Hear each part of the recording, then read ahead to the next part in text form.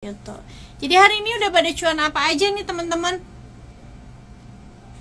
Sharing dong. Ada yang cuan atau ada yang kena CL? Kalau nggak ada berarti pada cuan semua ya, aku asumsinya. Jadi kembali lagi ya bersama aku Olivia Lewis, Financial Expert CNBC Indonesia. Kita ada di segmen cuan, curhat bareng Sobat Cuan. Tema kita kali ini adalah kita akan membahas tentang all about EBT atau energi terbarukan gitu ya. Nah, energi terbarukan ini kalau Sobat Cuan perhatiin ya, kemarin itu 1 minggu ini cukup pergerakannya itu cukup masif. Kenapa? Karena memang belum lama ini yaitu Pak Jokowi menandatangani Perpres pada tanggal 13 September itu untuk percepatan pengembangan energi terbarukan untuk penyediaan tenaga listrik ya, baik untuk mengatur tarif listrik EBT yaitu PLTA, pembangkit tenaga air, dan juga PLTS, pembangkit tenaga surya yang akan dijual ke PLN. Nah, jadi banyak yang berasumsi bahwa ini bisa mendorong industri dari EBT itu sendiri sehingga saham-sahamnya bergeraknya cukup bagus gitu. Oke, ini ada Anto beli ADMR, pawon mulai turun tapi dikit sih. Iya. Tuh ada Rifandi, betul, Kin Arko. Jadi kalau misalnya kita lihat ke IHSG gitu, kalau saham-saham yang berkaitan dengan industri energi terbarukan itu untuk saat ini ada Dikin sama Arko ya, top of mind-nya. Jadi mungkin kalau misalnya teman-teman tahu bedanya Kin sama Arko itu apa sih? Ya sebenarnya sama-sama aja, mereka itu kebanyakan adalah pembangkit tenaga listrik air. Nah, kalau misalnya ada pertanyaan kira-kira emang kalau misalnya pembangkit tenaga listrik pakai air, nanti air di Indonesia itu nggak cepat habis? Jawabannya tidak, karena sebenarnya air yang dimasukin ke turbin pembangkit tenaga listrik nantinya akan dikeluarkan kembali lalu dialirin kembali ke sungai. Jadi tidak akan mengurangi air kita di sungai-sungai yang ada di Indonesia seperti itu. Jadi kenapa industri dari energi terbarukan ini menarik teman-teman? Karena sekarang itu harga dari energi batubara sendiri gitu ya, atau yang biasa dipakai untuk PLTU juga sudah mahal, dan kita belum tahu nih kira-kira mahalnya itu sampai kapan gitu ya, karena sangat terpengaruh terhadap faktor geopolitik gitu ya. Jadi kalau harga-harga acuan dari energi yang konvensional yang saat ini dipakai itu bergantung banget sama keadaan politik dunia. Nah, kenapa Pak Presiden itu mempercepat untuk pengembangan energi terbarukan supaya Indonesia itu bisa bertahan apabila nanti terjadi keadaan-keadaan politik dunia yang bisa mengganggu harga acuan energi yang ada di dunia seperti saat ini. Jadi Indonesia itu kan punya sumber daya itu banyak banget, termasuk juga air, jadi potensinya tuh cukup besar. Bahkan nih ada studi di Jepang itu yang mengatakan bahwa Indonesia itu punya potensi untuk pembangkit tenaga listrik air sekitar 72.000 megawatt. Dan fun fact-nya yang baru dikembangin saat ini pembangkit tenaga listrik air kita itu baru 8.000 watt. Jadi bayangin pertumbuhannya kalau misalnya ke depannya bisa mencapai dari studi dari Jepang tersebut gitu ya, mencapai kebutuhan dari studi tersebut sebesar 72.000 megawatt, maka pertumbuhannya itu masih, growth-nya itu masih bisa double digit gitu setiap tahunnya. Nah, kalau misalnya nanti Indonesia sudah mencapai gitu ya, bisa menyediakan pembangkit tenaga listrik air hingga 72.000 megawatt, itu keadaan kita akan bisa lebih bertahan di tengah goncangan politik dunia apabila politik dunia itu mempengaruhi harga-harga energi terutama batu bara ke depannya. Oke, nah ESA panel surya bukan ESA amonia, lebih ke bahan peledak. Sama ada gas juga. Nah teman-teman Sobat Cuan, kalau misalnya nanti ada pertanyaan bisa tulis di kolom komentar. Anto nih nanya, pawon kira-kira gimana? Nanti aku jawab. Kalau mau pertanyaannya aku jawab harus tulisnya bukan di kolom komentar, di kolom question box ya, biar nggak ketutup. Untuk pertanyaan yang di luar EBT akan aku jawab terakhir. Tapi nanti kita bahas dulu, melanjutkan yang EBT dulu ya. Oke, selanjutnya adalah sejumlah emiten. Nah, bener nih tadi ada yang bilang kan, sorry ini agak Raharjo, Adiarto, Arko dan Kin dong. Betul banget, Arko dan Kin. Jadi kalau misalnya Arko sendiri juga memang masih fokusnya ke PLTA ya, walaupun tidak menutup kemungkinan akan memperbesar diversifikasinya ke EBT lainnya, begitu juga dengan Kin. Nah, kalau misalnya Sobat Cuan ngikutin nih, kalau Arko sendiri waktu dia IPO ternyata ada berita bahwa ternyata ada UNTR masuk atau mengakuisisi Arko sebesar 31%. Jadi ini adalah bentuk diversifikasi dari UNTR ke segmen EBT. Mungkin teman-teman yang belum tahu kalau UNTR sendiri itu dia core bisnisnya adalah menjual alat berat untuk pertambangan.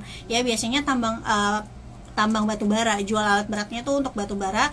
Terus juga ada untuk ini kontraktor batu bara. Dan juga ada emas. Nah, sekarang ternyata diversifikasinya juga masih ke energi, tapi energinya terbarukan dengan mengakuisisi Arko. Jadi jadi tidak menutup kemungkinan nih beberapa tahun yang akan datang, kan sekarang kepemilikannya itu baru 31%. Tidak menutup kemungkinan beberapa tahun yang akan datang itu UNTR memperbesar kepemilikannya di Arko, seperti itu. Kalau memperbesar kepemilikan di suatu perusahaan emang gimana sih? Ya tentunya kalau perusahaan yang diakuisisi itu mencatatkan keuntungan tersebut akan terkonsolidasi ke laporan keuangan dari induknya. Berarti di sini ya induknya adalah UNTR. Jadi kalau misalnya si perusahaan yang diakuisisi nantinya membagikan dividennya itu akan masuk ke kantong perusahaan yang mengakuisisi, seperti itu. Oke, lanjut.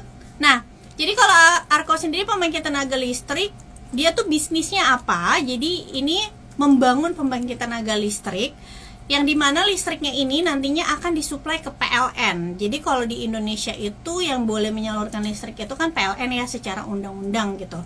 Nah, Arko bangun pembangkit tenaga listrik airnya ini dijual ke PLN, baru sama PLN nantinya di-share ke masyarakat dan juga ke industri, seperti itu. Nah, kontraknya itu biasanya lama. Menurut dari manajemen Arko sendiri, bahkan direktur utamanya itu menyampaikan bahwa kontrak bersama PLN-nya itu 15-20 tahun. Ya, ini mirip-mirip lah sama PUWR ya. Mungkin Sobat Cuan yang tahu PUWR itu juga pembangkit tenaga listrik yang ada di area industrial Jababeka, tapi pembangkit tenaga listriknya masih PLTU. Kalau nggak salah ada anginnya juga, tapi masih kecil. Bukan angin, surya. Pembangkit tenaga surya, tapi masih kecil. Itu juga sama. Jadi dia bangun pembangkit tenaga listrik, dijual ke PLN, baru nanti sama PLN disalurin ke industri. Seperti itu. Jadi kalau untuk Kin bedanya apa? Kalau tadi Arko itu yang akuisisi adalah UNTR, kalau Kin itu yang akuisisi ini ternyata TEPCO Renewable Power Inc. Jadi TEPCO Renewable Power Inc. ini adalah perusahaan dari Jepang. Ya, Sobat Cuan, perusahaan ini adalah perusahaan BUMN. Jadi perusahaan terbesar pembangkit tenaga listrik yang ada di Jepang. Nah, TEPCO sendiri masuk atau membeli kepemilikan perusahaan Kin sebesar 21%, seperti itu. Jadi kalau ditanya, aku sempat baca juga ya penyampaian dari salah satu direkturnya Kin gitu ya, kenapa kok Kin ini cari pembelinya atau yang mengakuisisinya itu justru perusahaan luar gitu ya.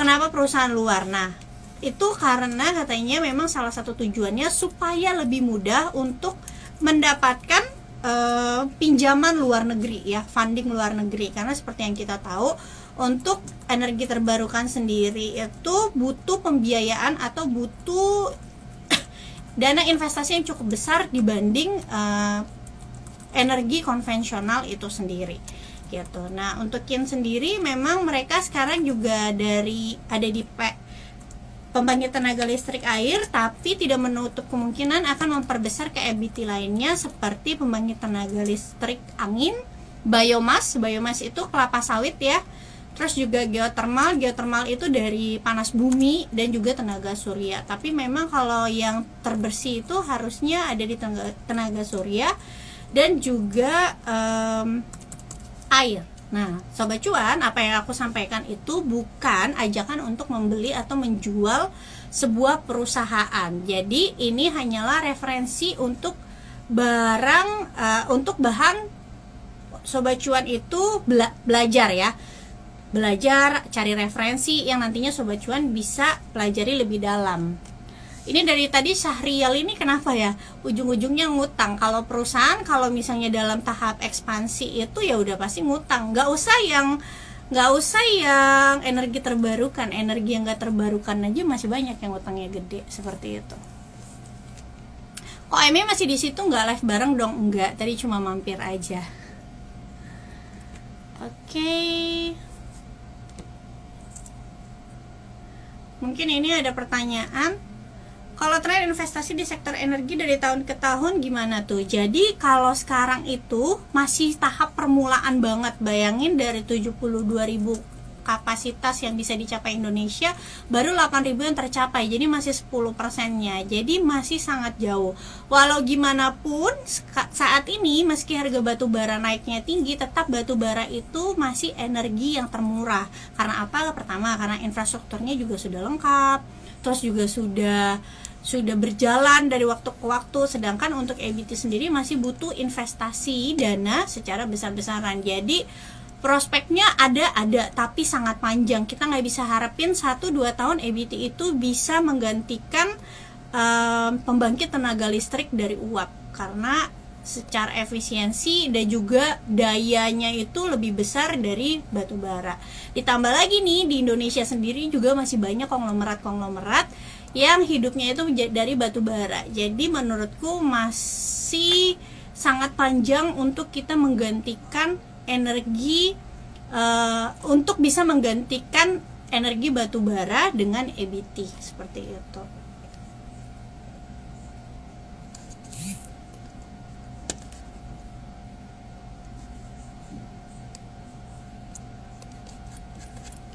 Oke.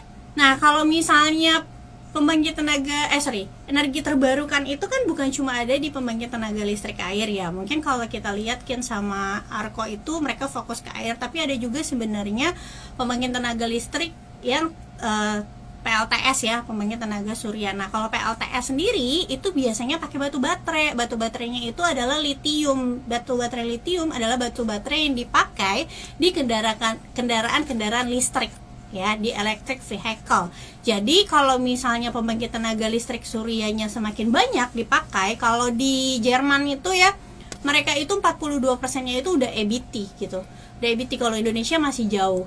Nah, kalau misalnya nanti seluruh dunia sudah banyak yang pakai EBT, terutama pembangkit tenaga surya, maka permintaan terhadap baterai itu sendiri, baterai litium sendiri itu pasti akan meningkat pesat, tapi tidak dalam waktu dekat. Nah, kalau misalnya lihat dari pembuatan baterai litium sendiri, bahan-bahan dasarnya itu ada macam-macam gitu. Jadi ada misalnya nikel yang paling terkenal ya, makanya itu kenapa Pak Jokowi dari 2020 berusaha banget untuk Indonesia itu bisa hilirisasi atau bisa bangun smelter nikel supaya nggak jual biji nikelnya aja keluar. Kenapa? Kalau jual bahan dasar misalnya biji nikel itu tuh cuma ngikutin harga acuan. Tapi kalau misalnya udah barang jadi misalnya udah jadi batu baterai setengah jadi ya, bukan yang udah jadi utuh, setengah jadi aja deh, jadi di smelterin, itu harga jualannya itu akan lebih tinggi dibanding dengan harga jual nikel biasa. Seperti itu. Nah, kalau di Indonesia yang paling heboh itu kan 2 tahun terakhir ini adalah nikelnya. Itu juga yang dijual sama Pak Luhut gitu ya, ke produsen-produsen mobil listrik di luar negeri gitu, termasuk salah satunya Tesla.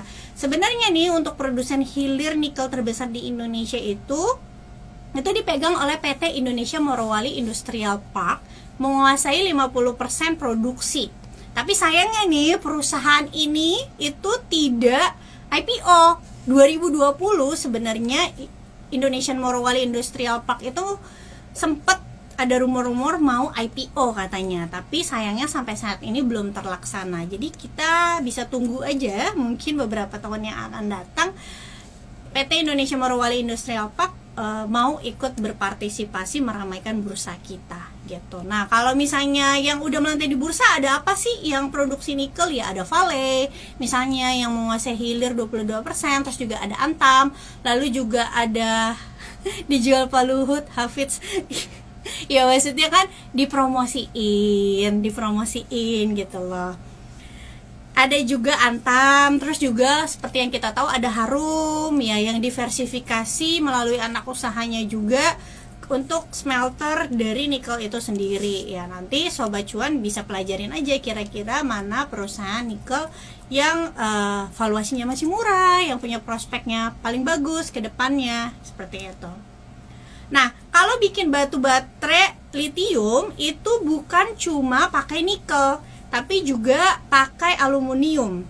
Nah, aluminium sendiri kalau di Indonesia mungkin yang paling kedengeran belakangan ini adalah anak usaha dari Adaro, ya, dari Adaro, yaitu ADMR.